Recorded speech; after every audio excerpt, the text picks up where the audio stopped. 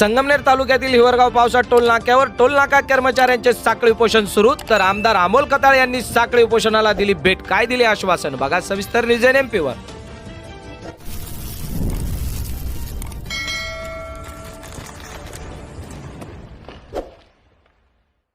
नमस्कार, जय भारत, जय संविधान। News NMP मध्ये आपले सर्वांचे पुन्हा एकदा स्वागत। तर मंडळी, आज आपण आलेलो आहोत संगमनेर तालुक्यातील हिवरगाव पावसा टोल नाका या ठिकाणी आपले न्यूज प्रतिनिधी आनंद बनबेरवे काय रिपोर्टिंग करताय बघा। कसलं आंदोलन या ठिकाणी चालू आहे सविस्तर न्यूज NMP-च्या माध्यमातून। सोमवारपर्यंत मी कालच ज्यावेळेस तुमचं मला मिळालं होतं कदमांना सांगितलं होतं, कदमांनी कंपनीला सूचना दिली आहे कमी करणार नाही हा शब्द दिला आहे। त्यामुळं मला आज बाहेर जायचं आहे। 2 दिवस तुम्ही सोमवारी आल्यानंतर बैठक घेईल, तोपर्यंत मंडप राहून द्या।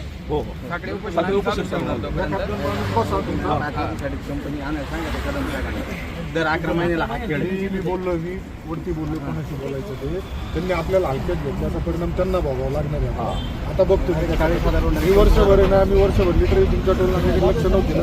संगमनेरच्या परत टोल बंद ठेवायचा नाही आपण असं नाही रे चालत काही गोष्टी मी बोलतोय, मग तू आम्ही जातो संगमनेरच्या लोकांना परत हॅलो मी काय बंद केले परत ना। त्याकडून लोकलचे पैसे कापाकापी चालू केली। या लोकांना रोज लोक सोय देऊन जातात, स्थानिक लोकांचा वाद होतो। सोमवारी सगळा विषय राहील। तू जाधव कोण आहे तो पाहिजे मला। प्रीतीवाल्याचे आहे ना तुम्ही, प्रीतीवाल्याला सांगायचं आठवलं मी कदमांना सांगतो, तो बी आला पाहिजे, आपण रस्ता हा बी आला पाहिजे। त्यावेळेस हे सगळे बसतील, बैठक आपण तिकडे घेऊ। साखळी उपोषण सगळे बसूनपेक्षा एखादा बसून 1-2 जण बसून चालू बाकीचे कामावर राहा। तुमचं काय त्याची एवढी हिंमत नाही। तुम्ही सांगितलं ना, वेळ आली तुम्ही जागेवर तुम्ही तुमच्या साईडला राहा, टोल नाका आम्ही। आज आपल्या हिवरगाव पावसा येथील टोल नाक्यावर गेल्या 9-10 वर्षापासून काम करत असलेल्या कर्मचाऱ्यांना अचानक 2 दिवसापूर्वी कुठला तरी JRR रोडवेज म्हणून कंपनी आहे, राजपाल यांनी टोल नाका चालवायला घेतला आहे। त्यानंतर 22 ते 23 जणांना कामावरून काढून टाकलं आहे आणि कितीतरी जणांच्या जे पगार होता त्याच्यामध्ये सुद्धा कपात करण्यात आली निम्म्याने। आज यांनी इथं काल हे मला भेटल्यानंतर त्यांनी सांगितलं होतं आम्ही इथं आंदोलनात बसतो। आज इथं पठार भागातील दौऱ्यावर जाताना काही वेळ थांबून त्यांच्या भावना समजून घेतल्या।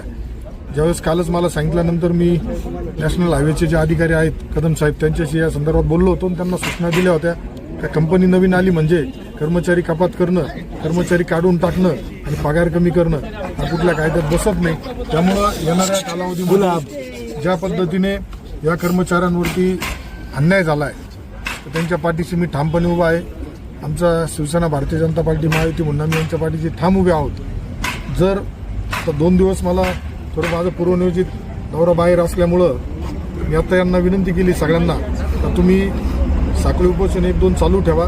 सोमवारी नॅशनल हायवेचे अधिकारी असतील, टोल नाका ज्यांनी चालवायला घेतला तो असेल, बाकीचे यांचे प्रतिनिधी असतील, या सगळ्यांबरोबर एक बैठक घेऊन त्याच्यावरती आपण फायनल विषय तो मार्गी लावणार आहे। जर टोल नाका चालवायला घेणाऱ्याची मुजोरी अशीच राहणार असेल आणि जर ते वेगळ्या भ्रमात असेल तर संगमनेरातील हा टोल नाका कुठल्याही परिस्थितीत चालून देणार नाही।